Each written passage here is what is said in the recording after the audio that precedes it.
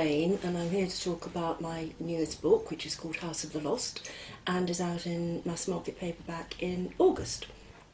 It started with the premise of a writer who plugs into something that turns out to be actually real. In other words, he realises that he's writing about events and people that actually happened.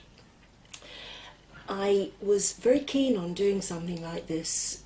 Some years ago I was looking for a particular character for a book and I couldn't find him, and then I saw an Irish monk lecturing and he was exactly what I wanted. So I used him. I used his name, not the surname, just the first name, and I gave him various attributes, various characteristics, and it worked quite well. And then some years later I got to know the real monk fairly well. In fact, we are still good friends. And I discovered that all the things I'd used for my fictional character were correct. He really did have all those attributes, all those characteristics. So that led me into thinking whether that would make the base for a story. But I needed something in the past to latch on to. And I saw a TV documentary about a very dark period of 20th century history. And if I say what it is, it will give away the plot of the book, so I don't think I'd better. But I found this very dark section of history, and that is interwoven with the present day story of my character trying to write his book.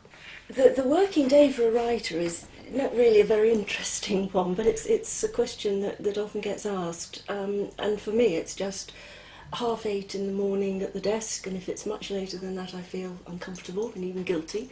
Straight run through to lunchtime.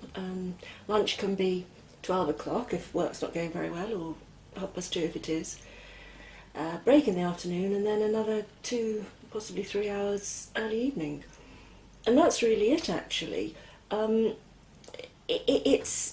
You can go out, people say you can go out and look for ideas, and certainly you can get ideas from people you see in the street or a restaurant or various places. But for me, the ideas just come sort of smack out of the blue when I'm not looking for them.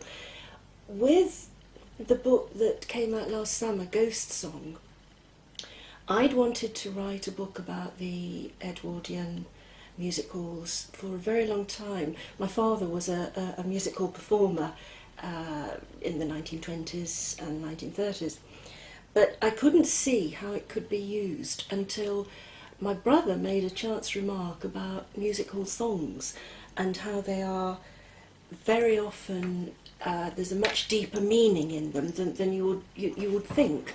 The classic example there is the one that so many people know, My Old Dutch. We've been together now for 40 years and it don't seem a day too long. A lot of people don't know that actually was written as a lament. It's the husband's farewell to his wife as they go up the hill together to the workhouse, knowing that they're going to be separated for the first time in 40 years. It's very sad, but as soon as my brother referred to that, I saw that a crime and the clues to it could be hidden inside a music hall song, and the truth wouldn't come to light until the present day, and so Ghost Song was born. I'm just putting the finishing touches to the new book, which is scheduled for publication in 2011. And it's the same, the past affecting the present story. It's a village that becomes rather sinisterly isolated for a great many years. And when it's opened up again, some surprising things come to light. There are bodies there that nobody knew about. And the story of the family who lived in that village, in the old manor house, in the early part of the early 1900s, is gradually unfolded, and some very surprising and tragic and macabre things happen to them, and those things are still affecting the people who live in the area today.